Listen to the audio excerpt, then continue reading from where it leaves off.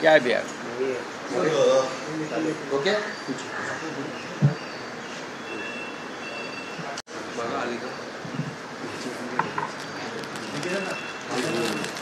बोला.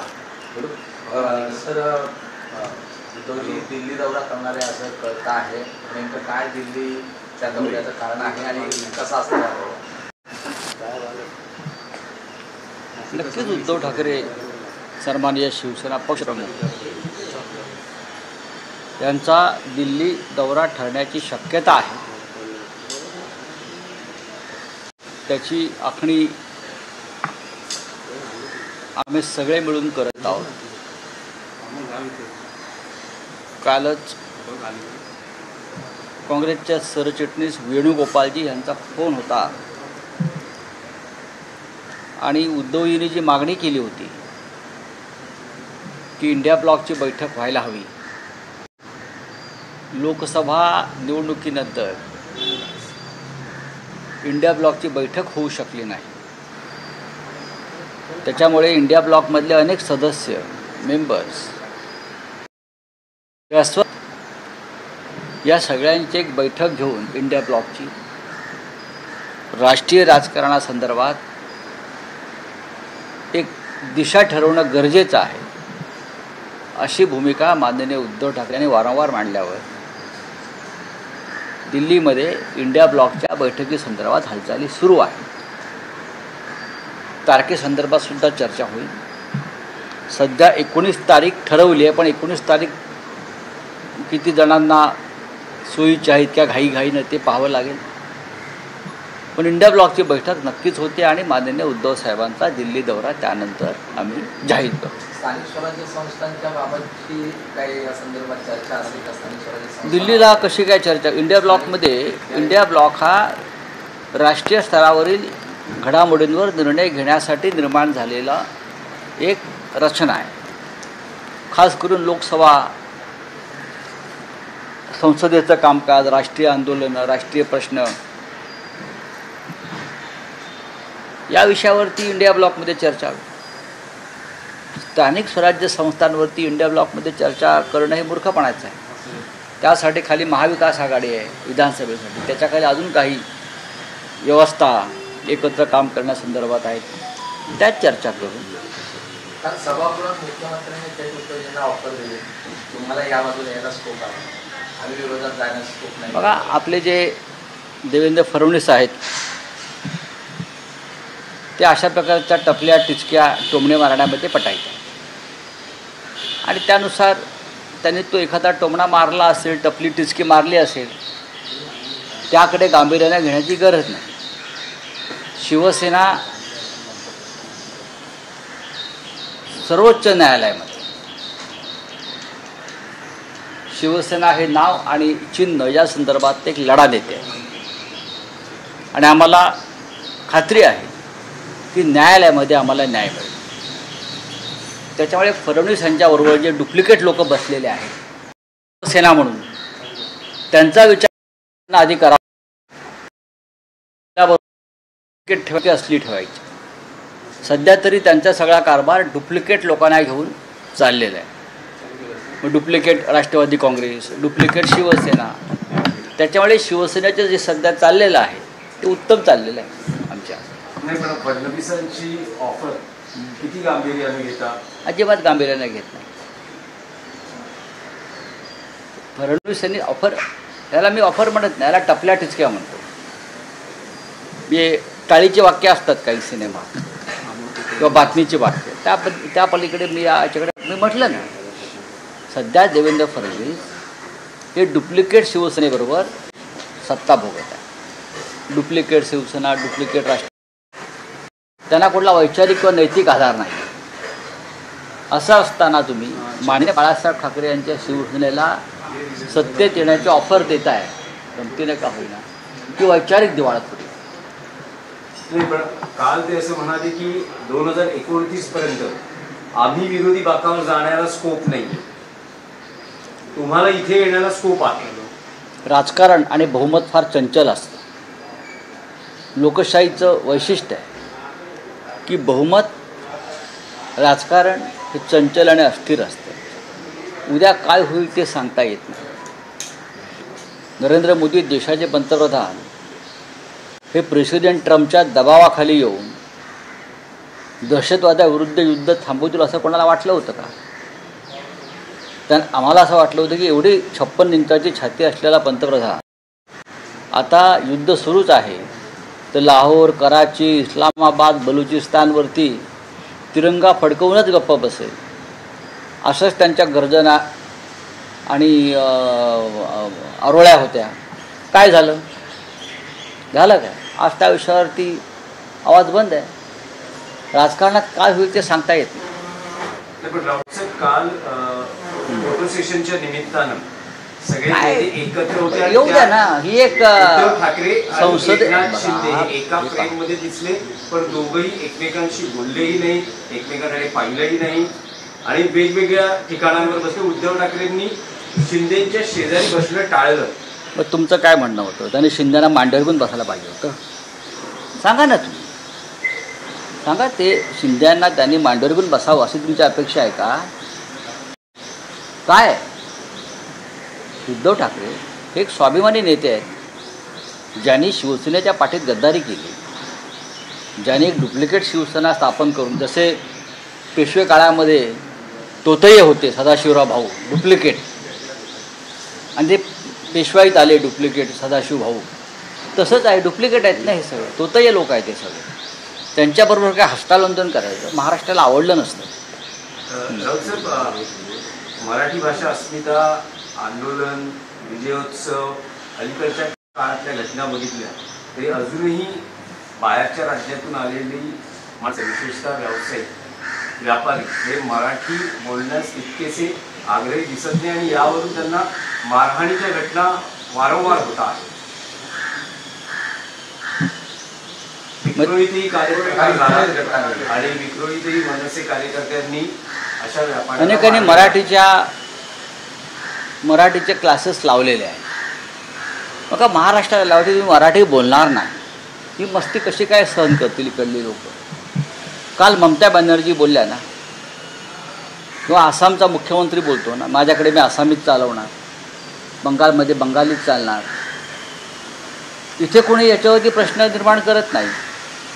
पण महाराष्ट्रामध्ये किंवा मुंबईमध्ये खास करून मराठीचा आग्रह धरला तर हे सगळे जे कलाकार आहेत भोजपुरी वगैरे वगैरे वगैरे, त्यांना मिरच्या झुमतात आणि आव्हानाची भाषा करतात. तुम्ही इथे रोजीरोटीसाठी येता, आपलं आणि आपल्या कुटुंबाचं पोट भरायला येता. यापैकी अनेकांची कुटुंब वेगळ्या वेगळ्या राज्यामध्ये आहे, तरी तुम्हाला मुंबई आणि महाराष्ट्र सामावून घेतो आहे. आमचं मन मोठं आहे, विशाल आहे, तर ही मस्ती कशा करता तोंड उघडू नका ना, मी बोलणारच नाही अशी मस्ती समोर आली का मग कानफडात बसते. मी दुर्दैव आहे. बोला. भाजपचे आमदार सुरेश धस यांनी पंतप्रधान पीक विमामध्ये मोठा घोटाळा झाल्याचा काल विधानसभेत आरोप केलेला आहे. भाजपचेच आमदार आता हे आरोप करतायत पंतप्रधान पीक विमा संदर्भात आयुक्तातील अधिकारी आणि पीक विमा कंपन्या. देवेंद्र फडणवीस हे सक्षम आहेत भ्रष्टाचाराविरुद्ध निर्णय घेण्यासाठी.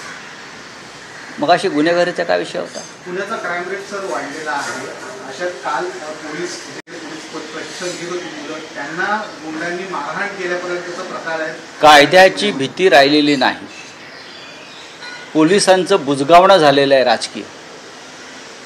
आपापल्या जिल्ह्यामध्ये मंत्री आपल्याला हवे ते हरकामे पोलीस अधिकारी नेमतो आणि पोलिसांची भीती गुन्हेगारांना यासाठी राहिलेली नाही, कारण कालपर्यंत पोलीस ज्यांच्याकडे गुन्हेगार म्हणून पाहत होते, ज्यांच्यावरती गुन्हे दाखल करत होते, त्यांना भारतीय जनता पक्ष पक्षात घेऊन प्रतिष्ठा देते.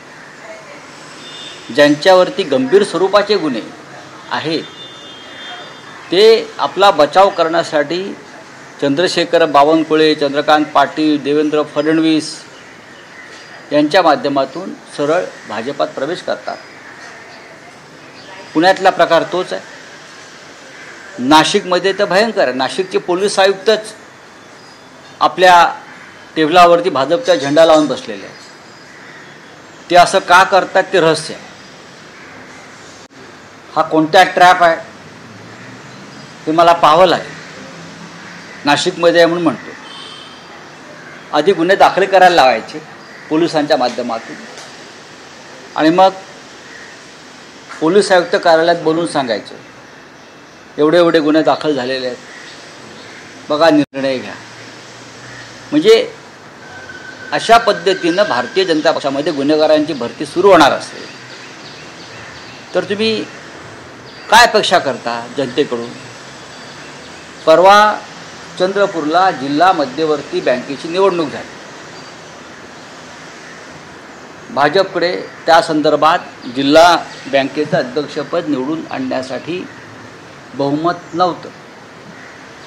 भारतीय जनता पक्षाचे चंद्रशेखर बावनकुळे, चंद्रकांतदादा पाटील, देवेंद्र फडणवीस, तिकडले आमदार कोणी बांगड्या किंवा फांगड्या झांगड्या कोणी आहेत, किशोर जोरगेवार,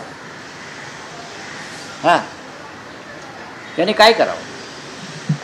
इतर पक्षातले निवडून आलेल्या जिल्हा संचालकांवर दबाव आणण्यासाठी एक जुनं प्रकरण करून काढलं,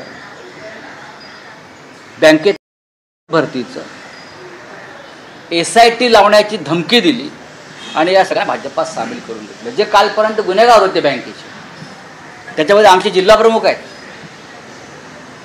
कोणतरी एक रवी शिंदे म्हणून.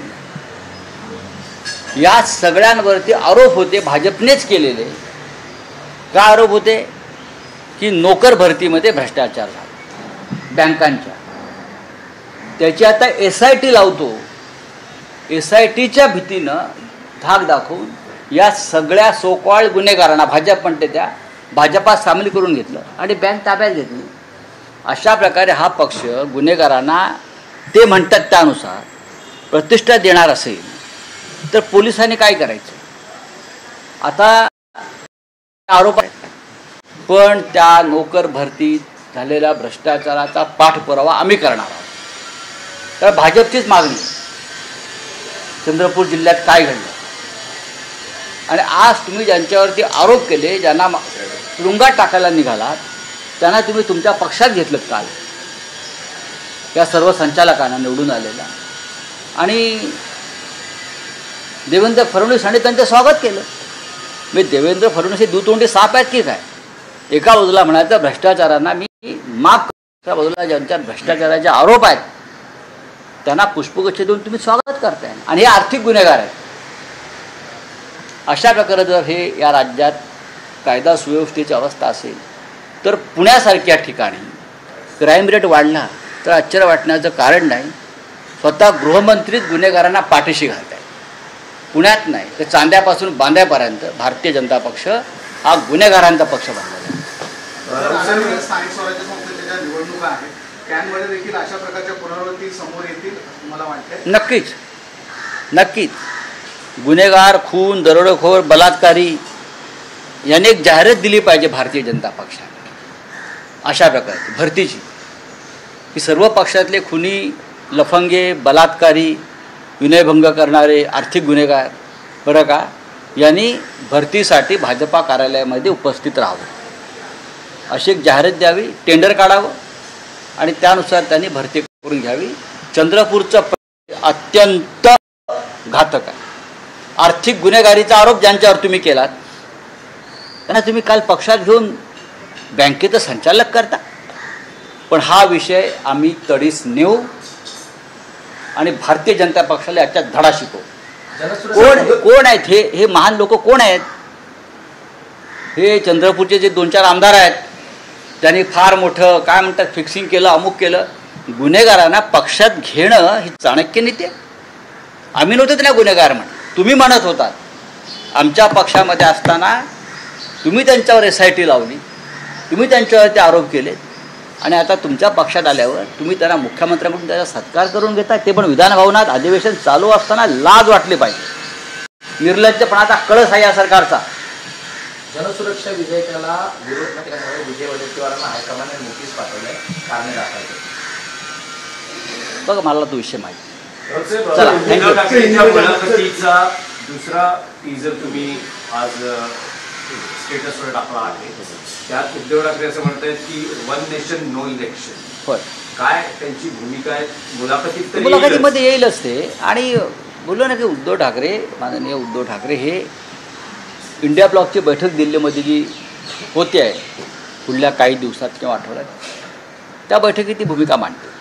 म्हणजे उद्धव ठाकरे नक्की. दिल्ली दौऱ्यावर आहेत, कधी जात आहेत? लवकरच होईल, कारण माननीय उद्धव ठाकरे यांनी जी मागणी केली होती इंडिया ब्लॉकच्या बैठकीची, त्या बैठकीची तयारी सुरू. तारीख ठरवू आम्ही. सध्या तारीख जी येते आमच्यासमोर ती किती जणांना सोयीची आहे मला माहीत नाही. 19 तारीख. तर तारखेमध्ये काही बदल करून इंडिया ब्लॉकची बैठक घेण्यासंदर्भात आमचं काम चालू आहे. चलिए. उद्धव ठाकरे का दिल्ली का दौरा है, किस दौरा रखा हुआ बताइए. देखिए, दौरा मैंने है ऐसा कहा नहीं, जा सकते हैं ऐसा बोला. इंडिया ब्लॉक की बैठक हो रही है दिल्ली में. डेट का थोड़ा सा इशू है. कल वेणुगोपाल जी का फ़ोन आया था.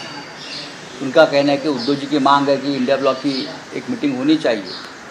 तो 19 तारीख को हमने मीटिंग लगाई है उद्धव जी के डिमांड पर. लेकिन अब महाराष्ट्र में भी ऐसे काम चल रहे हैं, तो मैं बात करूंगा उद्धव साहब से आज, और उनसे चर्चा करने के बाद मैं वापस आपके सामने आ जाऊंगा. Thank you. सर, बिहार में इलेक्शन कमीशन ने बिहार में एक पत्रकार के ऊपर मामला दर्ज किया. वो एक रिपोर्टिंग कर रहा था कि जो दस्तावेज है उसमें फेरफार किस तरीके से देखते हो सर कि पहली बार इलेक्शन कमीशन इस तरीके का बर्ताव कर रहा है सर? देखिए, इलेक्शन कमीशन और भारतीय जनता पार्टी हाथ में हाथ मिलाकर काम कर रहे हैं. इलेक्शन कमीशन देश का इलेक्शन कमीशन नहीं है. Election commission Bharatiya Janata party का इलेक्शन कमीशन है. सभी स्टेट में एक निष्पक्ष चुनाव की प्रक्रिया होने की उम्मीद हम सब रखते थे पहले चुनाव आयोग से. अब नहीं हो रहा. चुनाव आयोग ये भारतीय जनता पार्टी का एक एक्सटेंडेड पार्टी है, या एक्सटेंडेड ऑफिस है, और वहाँ से जो बीजेपी को चाहिए वो किया जाता है. अगर किसी पत्रकार ने चुनाव आयोग के घोटाले का पर्दाफाश किया है तो उसके ऊपर FIR करने की ज़रूरत नहीं. उसने क्या सामने लाया है गलतियाँ, वो सुधारने की ज़रूरत है. देखिए, देश में ना डेमोक्रेसी है, ना व्यक्ति स्वातंत्र है, ना फ्रीडम ऑफ स्पीच है, ना फ्रीडम ऑफ एक्सप्रेशन है, ना डेमोक्रेसी है. इसलिए इस प्रकार से घटनाएं, हरकतें ये लोग कर रहे हैं. वोटिंग लिस्ट में जिस तरीके से 2003 का जो वोटिंग लिस्ट है वो यूज़ किया जा रहा है, कहने का कि पिताजी का जन्म दाखिला नहीं, ये बिहार का चुनाव हाईजैक करने की कोशिश है, जैसा महाराष्ट्र का किया. लेकिन उससे क्रांति हो जाए. बिहार एक क्रांति की भूमि. जब जब देश में क्रांति हुई है तो 2 ही राज्यों से हुई है, महाराष्ट्र और बिहार. तो बिहार की जनता से हम उम्मीद करेंगे. सर, फडणवीस ने उद्धव ठाकरे को कहा है कि आप हमसे हमारे में शामिल हो सकते हो. किस तरीके से देखते हो सर? एक घटिया जोक है ये.